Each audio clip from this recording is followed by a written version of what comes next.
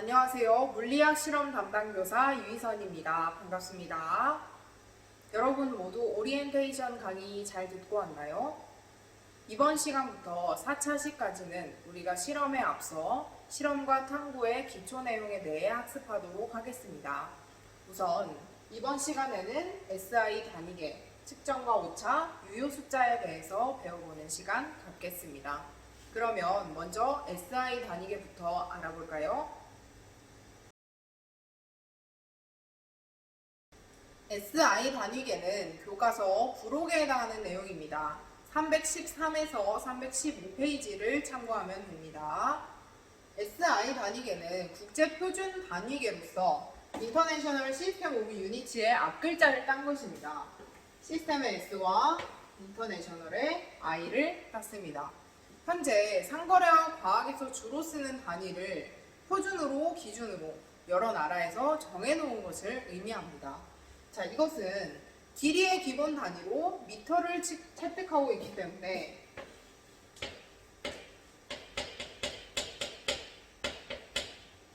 미터 법이라고도 부릅니다. 그 다음 다른 단위계에는 어떤 것이 있나요? MKS 단위계와 CGS 단위계가 대표적인데요.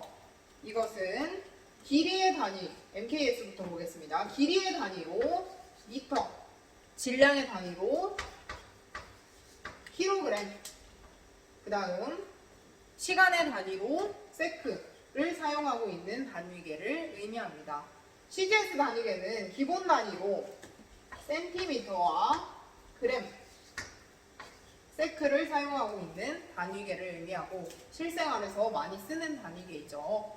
그렇다면 SI 단위에는 어떤 기본 단위를 채택하고 있는지 보도록 하겠습니다. SI 기본 단위는 총 몇 가지인가요? 7가지예요.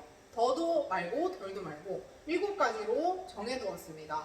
미터, 킬로그램, 초, 암페어, 켈빈, 몰, 칸델라인데요. 선생님이 위에 5칸은 비워두고 밑에 2칸은 채워놨어요. 이 말은 밑에 2개는 물리학 실험에 잘 나오지는 않습니다. 그래도 여러분들이 어느 정도 개념은 알아두어야겠죠. 자, 여기에 이름으로 표기한 건 선생님 이름이 유희선인 것처럼 이 단위의 이름들을 나타내 놓은 것입니다. 그리고 기호는 보통 간략하고 명료하게 나타내기 위해 앞글자를 따서 정하는 것입니다. 그리고 측정은 이 단위는 어떤 것을 측정할 때 붙인다 라는 것이죠. 하나하나 살펴보도록 하겠습니다. 미터는 우선 뭘 측정할 때 쓰나요? 맞아요. 아까 선생님이 얘기했었는데 길이에요. 길이를 측정할 때 미터를 쓰고 기호 간단하게 뭘로 표기하면 좋을까요? 맞아요. 소문자 M으로 표기해요. 다음으로 킬로그램은 어떤 걸 측정하나요? 맞아요. 질량을 측정해요. 그리고 어떻게 쓰나요? 기호로 앞글자를 따서 kg라고 쓰죠. 됐나요? 초는 일단 기호부터 봅시다. 어떻게 써요? S. 그 다음 어떤 걸 측정할 때? 그렇죠. 시간을 측정할 때. 자, 그 다음 암페어는 우리 중학교 때 배웠어요. 몇 미리암페어, 200mA 또는 100A 이런 식으로 전류를 측정할 때 씁니다. 그리고 기호는 뭘로 나타내요?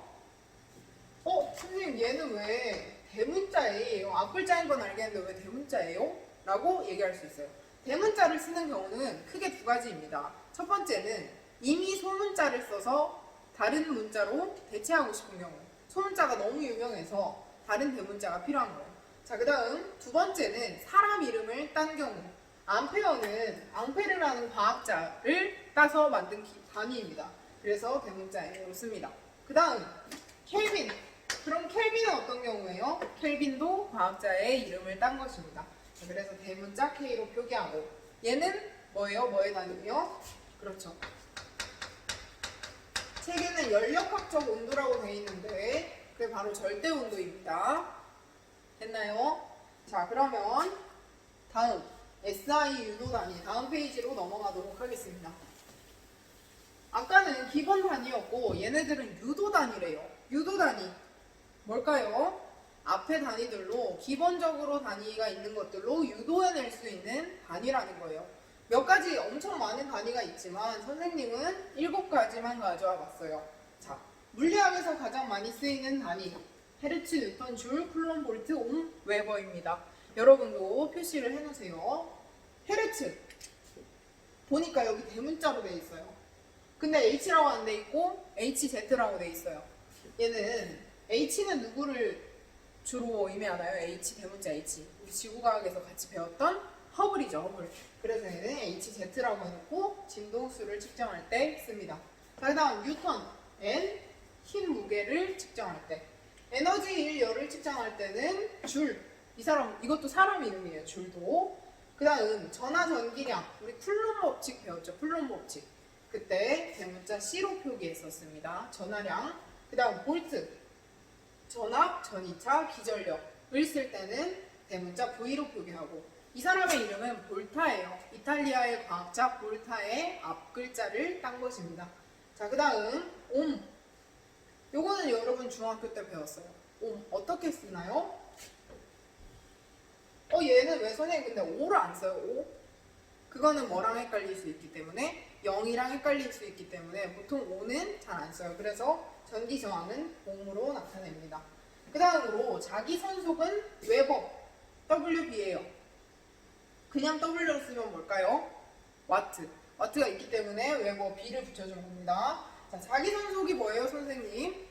여러분들 물리학 1 전자기유도 법칙 공부할 때 우리 자기 선속에 대해서 배웠어요. 단위 면적을 통과하는 자기력선의 수였죠.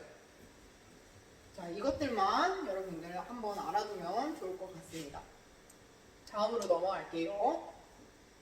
SI 접두어입니다. 접두어에서 두는 무슨 두자일까요? 머리 두자예요, 머리 두자. 머리, 앞에 붙인다는 의미예요. 그럼 SI 접두어를 쓰는 이유는 뭘까요? 만약에 10의 9승 요렇게 안 쓰고 1, 0, 0, 0, 0, 0, 0, 0 해서 9개를 쓰면 종이도 많이 필요하고, 예를 들어 뭐 문서에 작업할 때도 일일이 쓰기가 귀찮고, 그래서 효율적으로 표기하기 위해 SI 접두어라는 걸 씁니다. 자, 그러면 7가지, 또 7가지 가져왔어요. 선생님이 가장 중요하고 실생활에서 많이 쓰이는 것들만 가져와 봤습니다.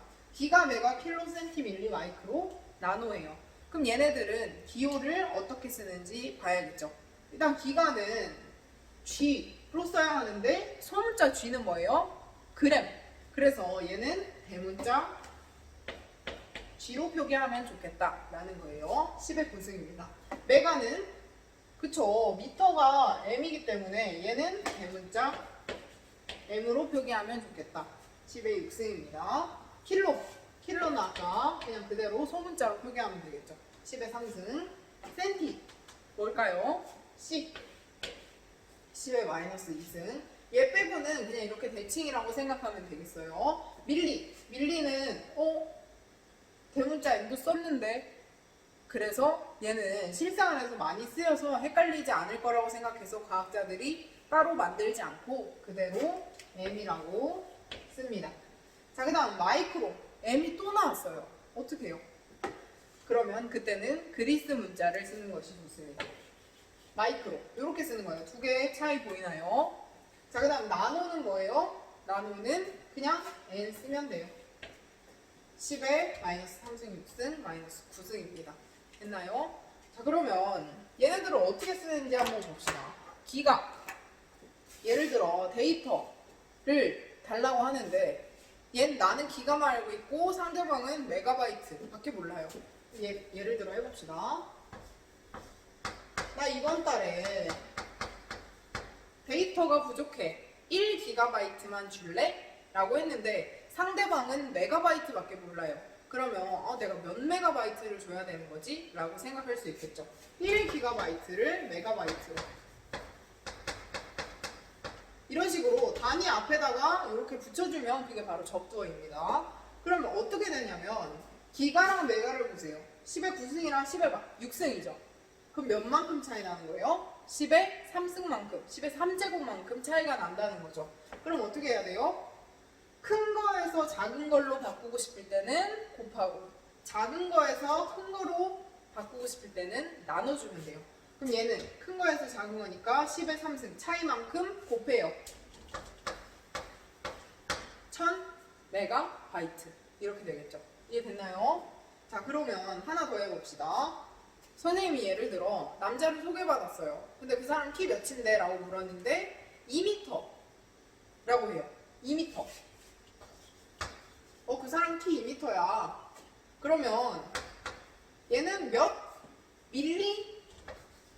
밀리미터일까? 여기 미터 앞에는 지금 접두어가 붙은 거예요? 안 붙은 거예요? 안 붙은 거예요. 그럼 1이라는 뜻이에요. 1은 10의 0제곱이죠.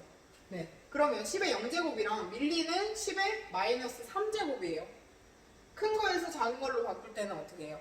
맞아요. 곱해요. 그대로 그냥 곱하면 되는 거예요. 2000 밀리미터 이렇게 되겠죠. 센티미터로 바꾸면 200 센티미터 이렇게 되는 거예요. 여러분 이미 다 알고 있는 개념을 접두어로 쉽게 정리를 해둔 것입니다. 이어서 측정과 오차에 대해 알아보겠습니다. 먼저 측정은 무언가를 잰다는 거예요. 적절한 도구 혹은 기계를 활용해서 어떤 거를 재냐면 물리량이라는 거를 재요. 물리량은 뭐예요? 물리량은 길이, 시간, 부피, 무게, 질량과 같은 수치로 나타낼 수 있는 양을 의미합니다. 그래서 그것을 수치로 나타내면 바로 측정이 되는 거예요. 그런데 우리가 언제나 정확한 측정을 한다고 말할 수 있을까요? 아니죠. 언제나 오류가 존재하기 마련이에요. 그 오류를 바로 우리는 오차라고 합니다. 오차는 우리가 측정한 값과 어떤 것의 차이냐면 실제 값의 차이예요. 실제 값을 우리는 참값이라고 합니다. 측정값과 참값의 차이가 바로 오차죠. 예를 들어 선생님 키가 162cm인데 어떤 사람이 측정하기를 162.3cm로 했어요. 그러면 그때 오차는 어떻게 되나요? 측정값 마이너스 참값해서 0.3cm가 되겠죠. 됐나요? 자, 그리고 불확도라는 게 있어요. 우리는 언제나 오류를 가지고 있기 때문에 불확도, 얼마나 불확실한지를 나타내 주어야 해요.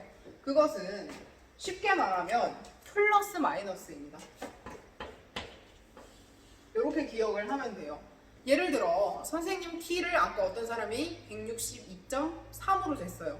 근데 그 사람이 말하기를 162.2보다는 확실히 크고 162.4보다는 확실히 작아서 그렇게 얘기했어. 그때의 불확도는 어떻게 될까요? 그렇죠. 플러스 마이너스 0.1cm인 거예요. 그것을 바로 불확도, 쉽게 말해서 플러스 마이너스 어디 사이에는 꼭 들어간다. 이것이 바로 불확도입니다. 그러면 측정 값을 우리는 값만 표현할 게 아니라 그것을 대표하는 값과 그것의 불확도를 같이 나타내 주어야겠죠. 예를 들어서 뭐 162.3cm다. 플러스 마이너스 어떻게 해줘야 되는 거예요? 그렇지. 우리가 불확실한 건 0.1cm 범위 안에서 라고 이렇게 표현을 해주는 거예요. 자, 정확히 얘기하면 이것을 대표할 수 있는 대표 값에다가 플러스 마이너스 이건 뭐예요? 아까? 그렇지. 불확도. 불확도라고 하고 뒤에는 뭘 붙여줘야 돼요? 단위를 붙여줘야 되는 거예요. 이해됐나요? 자, 그러면 다음 상대 불확도와 상대 오차를 배워보겠습니다. 교과서에 12에서 15페이지에 해당하는 내용을 보면서 여러분들 필기하면서 들으면 돼요. 상대 불확도, 측정값분의 불확도라고 되어 있어요. 우리가 불확도가 0.1cm인 거랑 10cm인 거랑 차이가 크죠. 그러니까 우리가 측정한 값분의 그 불확도가 얼마나 크냐 작냐를 나타내 줄 필요가 있어요. 그것을 바로 상대 불확도라고 합니다. 이해됐나요? 예를 들어 아까 같은 경우에서는 162.3으로 했는데 불확도는 몇이었어요? 0.1이었어요. 라고 되겠죠. 됐나요? 그 다음 상대 오차라는 게 있어요. 내 키는 실제로 162인데 162.3이라고 측정을 했어.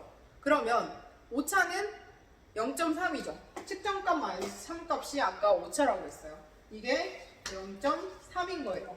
그러면 그 값이 실제 값에 비해서 얼마나 상대적으로 작은데? 얼마나 상대적으로 큰데? 라는 거예요. 그걸 나타낼 때는 참값분의 오차로 나타냅니다. 예를 들어서 아까 참값은 뭐예요? 162가 되겠죠. 이해됐나요? 자, 그 다음 교과서에 없지만 여러분들이 꼭 알아야 할 개념이 오차율이라는 거예요. 오차율은 대학교 실험에서도 정말 많이 쓰이는데 선생님이 수행평가할 때도 여러분한테 많이 말했어요. 너네 조는 오차 2000% 정도 되네? 이 실험 좀 잘못한 거 아닐까? 라고 했던 적도 있을 거고 너희 조는 오차가 0.1%밖에 안 되네? 실험 정말 잘했다 라고 말한 적이 있을 거예요. 그게 바로 오차율을 얘기한 거예요. 율이라는 건 비율이에요. 백분율을 의미한다고 생각하면 편하겠습니다. 오차율은 퍼센트로 나타내기 위한 거예요. 예를 들어 어떤 개념이냐면 참값분의 오차. 그러니까 오차라는 거는 결국에 이 측정값분의 참값 요거를 여기로 가져오는 거죠. 그러니까 요거예요. 결국 상대 오차에다가 뭘 곱하는 거예요? 100을 곱하는 거예요. 그러면 뭘로? 어떤 단위로 나타난다는 거야? 퍼센트로 나타난다는 거예요. 그러니까 95%, 0.2% 이런 식으로 나타날 수 있겠죠. 자, 다음은 정밀도와 정확도입니다. 정밀도와 정확도의 차이는 매우 중요해요. 되게 말이 비슷한 것 같은데 단어 하나 차이로 다른 뜻을 의미하게 됩니다. 정밀도, 정확도. 밀은 뭘까요? 얼마나 오밀조밀하냐 이렇게 써볼게요. 선생님이 얼마나 오밀조밀, 얼마나 오밀조밀. 그 다음에 정확도는 확이 뭐예요? 얼마나 확실하냐, 그쵸? 얼마나 확실. 선생님이 예전에 그런 얘기 한 적 있어요. 한자를 잘하면 과학이나 또는 물리학에서 되게 개념을 학습하는데 유리하다라고 얘기를 했어요. 밀, 얼마나 오밀조밀 이렇게 기억하면 되고 확, 얼마나 확실하냐. 그럼 어떤 차이가 있는지 볼게요. 자, 가나다라. 교과서에 4개의 그림이 있어요. 어떤 차이가 있을까요? 자, 정밀하다는 거는, 정밀한 측정이라는 건 측정을 여러 번 했을 때 그 값들이 다 가까이에 모여 있다는 거예요. 그러면 요게 참값이에요. 요 중앙선이 참값이라 할 때 가와 다를 비교해 볼게요. 이게 측정값이 지금 요 선 안에 있다는 거예요. 그러면 가와 다를 비교했을 때 어떤 게 더 정밀한 측정일까요? 가는 여기에 다 모여 있고 다는 좀 퍼져 있어요. 그러면 가가 더 정밀한 측정이구나 라고 알 수 있겠죠. 됐나요? 정밀의 차이를 알겠나요? 가와 나는 정밀도가 서로 어때요? 같아요. 자, 그럼 정확도를 보겠습니다. 뭐랑 뭘 비교하냐면 가와 나를 비교해 볼게요. 정밀도는 같은데 정확도는 달라요. 정확도는 얼마나 확실하냐는 거예요. 그러니까 오차가 얼마나 작냐. 얘는 참값이 여기 있고 대표값은 가는 여기 있고 나는 여기 있어요. 그러면 누가 더 확실한 측정이에요? 잘한 측정이에요? 가가 더 오차가 작은 측정이죠. 그래서 가와 나 중에서 더 정확한 걸 찾아라 하면 가예요. 참값과 측정값의 차이가 작기 때문에. 됐나요? 그러면 가는 정확하게 얘기해 봅시다. 가는 정밀하고 정확한 측정이죠. 됐나요? 나는 정밀하지만 정확하진 않아. 이런 측정이에요.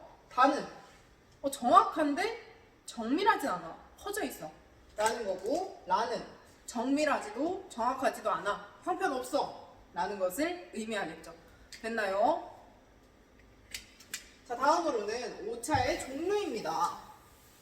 오차의 종류는 크게 개통오차와 우연오차 두 가지로 나눌 수 있어요. 그런데 책에 조그만 글씨로 과실오차까지 있습니다. 이것도 한번 알고 넘어가는 것이 좋을 것 같아요. 일단 개통오차는 뭐냐면 예측하고 주의 가능하다는 거예요. 여기다가 여러분도 한번 써놓으세요. 개통오차는 주의 예측 가능. 그러니까 얘네들은 피할 수 있다는 거예요. 자, 그 다음 우연오차. 말 그대로 우연이야. 우연적으로 일어나는데 어떻게 피해요? 그쵸? 우연오차는 주의 또는 예측이 불가능해요. 이게 바로 우연오차입니다. 자, 그 다음 과실오차는 두 글자로 딱 얘기할 수 있어요. 실수. 과실이죠, 과실. 실수. 아, 내가 실수했어. 미안해. 라는 거예요. 이거는 예를 들어 내가 눈이 아파서 측정을 잘못했어. 그 다음에 계산하다가 계산 실수했어. 그래서 오차가 생기는 것이 바로 과실오차입니다. 이거 쉽죠? 자, 그럼 개통오차부터 자세히 볼게요. 개통오차는 계기, 환경, 개인으로 나누어집니다. 얘네들은 계기부터 볼게요. 계기는 측정, 계기와 관련이 있어요. 쉽게 말해 기계예요, 기계. 측정 계기에 0점 보정이 안 됐거나 얘가 한쪽으로 뭔가 치우쳐 있거나 이런 것들이에요. 그러니까 내가 주의하면 0점 보정을 하고 시작한다. 또는 뭐 기울여진 걸 수평으로 맞춘다. 이렇게 하면 피할 수 있는 오차죠. 됐나요? 환경 오차는 뭐 때문에 생기냐면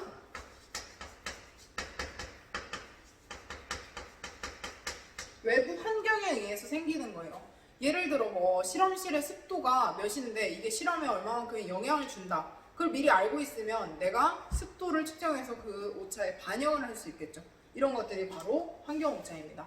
자, 그 다음 개인 오차예요. 개인 오차는 쉽게 말하면 선입견이나 습관에 의한 거예요. 이거 뭘까요? 선입견이나 습관. 내가 너희 두 명 시간 좀 재줄래? 라고 했는데 A라는 학생은 탁 소리 나자마자 바로 눌러요. 근데 B라는 학생은 자기 나름의 규칙이 있는 거예요. 탁 소리 나자마자 탁 이렇게 좀 느리게 누르는 거예요. 그런 것처럼 사람마다 차이가 있기 때문에 개인 오차예요. 이건 여러 명이 측정하면 충분히 오차를 고칠 수 있겠죠. 주의 가능하다는 거예요. 자, 그 다음에 우연 오차라는 건 어떤 예가 있냐. 예를 들어 선생님 광합성 실험을 하려고 어떤 광합성 실험 장치를 실험실에 뿌려놨어요. 근데 갑자기 번개가 치면서 빛이 번쩍하고 들어온 거예요. 그런 것들은 내가 예측할 수가 없다는 거예요. 그런 것들이 바로 우연 오차가 되겠습니다. 이해됐나요?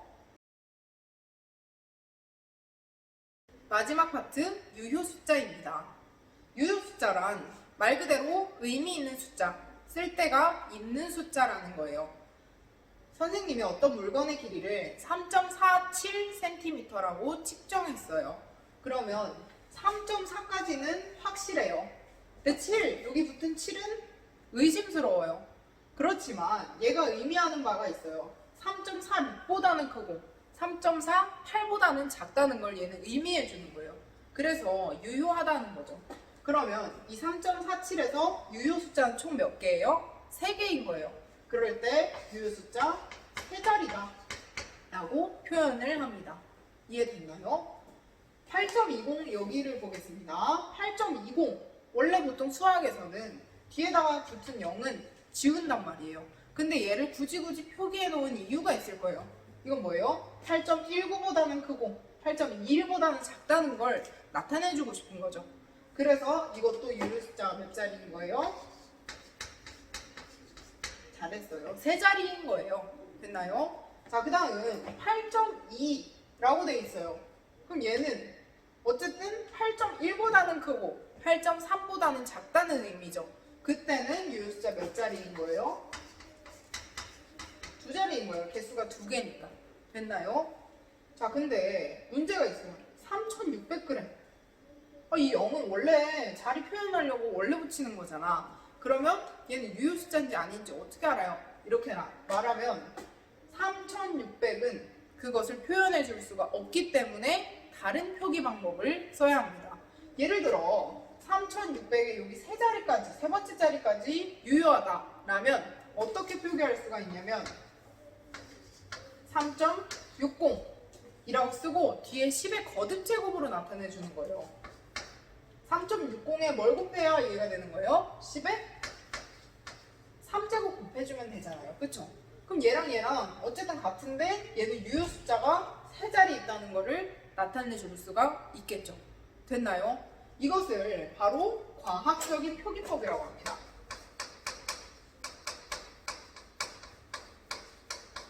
표시법.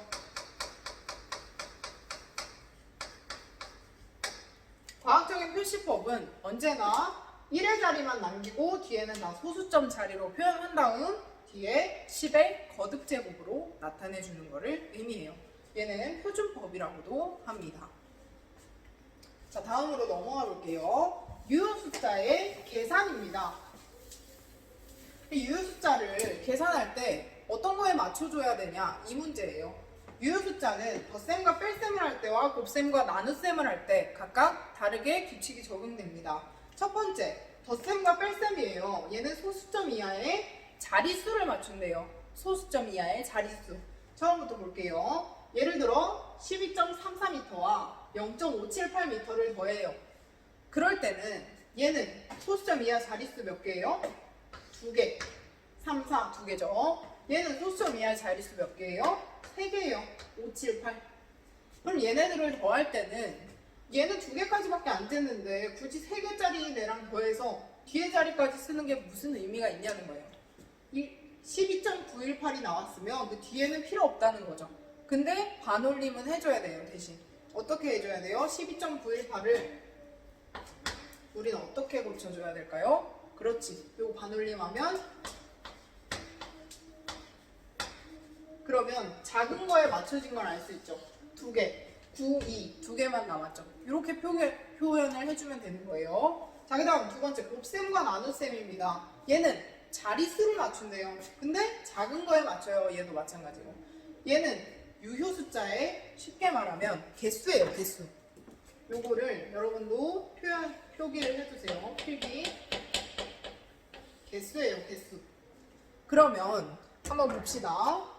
10.52m와 3.88m를 곱해요. 그러면 얘는 유효숫자 몇 개? 4개. 얘는 유효숫자 몇 개? 아까는 자릿수만 봤다면 얘는 개수로 보는 거예요. 하나, 둘, 셋, 넷. 3.88 몇 개? 3개. 그럼 얘는 뭐에 맞춰야 돼요? 그렇지. 작은 거에 맞추라 했으니까 3에 맞춰야 되는 거예요. 그러면 얘 지금 벌써 몇 개가 되는데 이걸 3개만 남기고 반올림하고 나머지는 버리라는 거예요. 그럼 어떻게 해야 돼요? 하나, 둘, 셋. 앞에서부터 세면 40.8. 반올림하면 없어지죠. 그러면 제곱미터. 이렇게 써주면 됩니다. 차이를 이해했나요? 다음으로 넘어가 볼게요. 불확도를 나타내는 규칙. 측정값을 어떻게 표현하냐? 이것을 규칙으로 정해놓은 거예요. 이것을 규칙으로 정해놓은 이유는 우리가 세계적으로 뭐 논문을 쓴다고 할 때 규칙적으로 쓰지를 않으면 어떤 연구는 이렇고 어떤 연구는 뭐 나의 맘대로 하고 그런 식으로 하면 통일이 안 되겠죠. 그래서 규칙을 정해놓습니다. 일단 불확도를 나타내는 규칙부터 볼게요. 중력 가속도를 9.82 플러스 마이너스 0.02385m/s 제곱. 이건 뭐예요? 대표값. 이건 뭐예요? 불확도. 근데 불확도가 안 그래도 불확실한 걸 나타내는데 굳이 얘를 여기까지 다 써줄 필요 있을까요? 없어요. 그래서 불확도를 나타내는 규칙은 어떻게 하냐면 유효 숫자 한 자리만 남깁니다. 한 자리. 그러고 나머지는 다 반올림해서 버리는 거예요. 그럼 어떻게 써줘야 돼요? 얘를 어떻게 써줄 수 있어요? 9.8이 그대로 쓰고 얘는 불확도를 나타내는 규칙이니까 얘만 한 개 남기고 다 버리면 0.02만 남기고 반올림하면 없어지게 되겠죠. 단위는 그대로 미터 퍼 세프 제곱 써주면 됩니다. 자, 그 다음 밑에 이제는 대표값을 표현하는 거예요. 이게 불확도고 이게 대표값이었죠. 그럼 얘는 어떤 규칙으로 표현을 하냐? 예를 들어 속도를 6051.78 플러스 마이너스 30m/s로 측정했어요. 근데 불확도가 30m/s인데 이 뒤에 숫자, 즉 10의 자리 미만의 숫자는 필요가 있어요, 없어요? 의미가 있어요, 없어요? 없어요. 그래서 대표값을 표현할 때는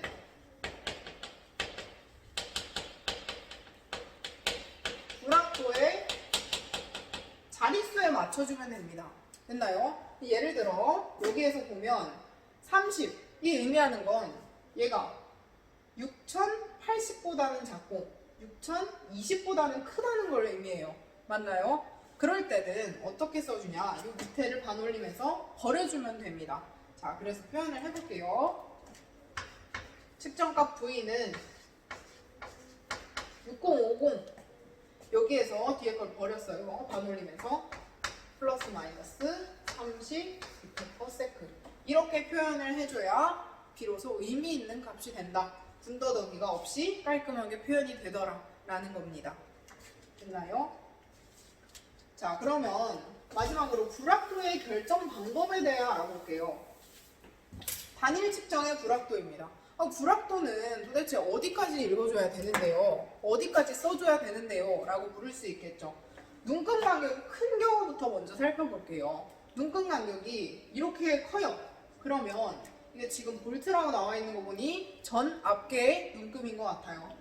5에서 6 여기 눈금이 꽤 크기 때문에 우리가 대충 어림해서 열등분할 수 있어요. 그렇게 열등분해서 볼 수 있을 때는 어떻게 하냐면 최소 눈금에 어디까지 읽어주냐면 10분의 1까지 읽어주어야 합니다. 이게 무슨 말이냐면 최소 눈금이 지금 1이에요. 1. 1에 10분의 1이면 어디까지예요? 0.1 단위까지 읽어줘야 된다는 거예요. 예를 들어서 여기 지금 5.5보다는 작아요. 일단 확실히. 근데 5.2보다는 크고 4보다는 작은 것 같아요. 그럼 어떻게 써줘야 돼요? 그렇죠. 5점 어디까지? 3까지 읽어주고 그 다음 불확도를 나타내줘야 돼요. 확실히 이거보다 크고 이거보다 작아. 플러스 마이너스 어디? 0.1 그러면 얘는 뭐예요? 5.2부터 5.4 사이에 측정값이 확실히 있다라는 거죠. 여기에서 단위는 뭐가 될까요? 볼트. 이해됐나요? 자, 다음은 단일 측정의 불확도인데 눈금 간격이 작은 경우예요. 아까 같은 경우에는 대충 10등분해서 확실히 값을 읽을 수 있을 정도였어요. 근데 얘는 10등분이 돼요, 안 돼요? 최소 눈금이. 안 되죠. 이럴 때는 어떻게 하냐면 최소 눈금에 어디까지 읽을까요? 대충 2분의 1까지 읽어주라는 거예요. 자, 그러면 여기 한번 봅시다.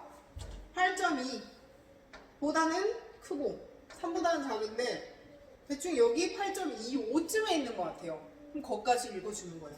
그러면 8.25까지 읽고 여기서 지금 최소 눈금이 뭐예요? 센티미터는 여기죠. 이거 주의해야 됩니다. 센티미터 이게 최소 눈금이 아니라 지금 요 하나 즉 0.1cm가 최소 눈금이에요. 0.1cm 의 2분의 1까지 읽어줘야 된대요. 그러면 어떻게 해야 돼요? 0.05cm가 바로 불확도가 되는 거예요. 그러니까 여기에서 플러스 마이너스 0.05cm 이렇게 불확도를 나타내줘야 얘가 8.2보다는 크고 8.3보다는 작다라고 나타내줄 수 있겠죠. 됐나요? 자, 그 다음 반복 측정의 불확도입니다. 제 눈금이 없이 예를 들어 선생님이 10m 달리기를 해서 초시계를 딱 쟀어요. 근데 처음에 쟀을 때는 2.3, 두 번째는 2.4, 나머지 뭐 2.5, 2.4 이렇게 쟀어요. 그럴 때는 불확도를 어떻게 써줘야 되냐는 거예요. 그럴 때는 불확도를 대표할 수 있는 값을 일단 먼저 적어줘야겠죠. 어떻게? 2.4가 대표할 수 있겠네. 두 번 측정됐고 가운데 있으니까. 그럴 때 어디와 어디 사이에는 확실히 있어요? 2.3과 2.5 사이에는 확실히 있잖아요. 그럼 여기에다가 뭐를 플러스 마이너스 해줘야 돼요? 0.1 단위는 초니까 세크가 되겠죠. 그러니까 이 사이에는 확실히 있다는 걸 나타내 줄 수 있죠. 이렇게 표기를 하면. 됐나요? 이렇게 우리가 유효 숫자까지 알아봤습니다. 그러면 여러분이 오늘 배운 내용 뭐였어요? SI 단위계, 측정과 오차, 유효 숫자. 이것을 이용해서 다음 시간에는 표와 그래프 그리기, 실험 보고서 작성 방법에 대해 알아보도록 하겠습니다. 수고 많았습니다.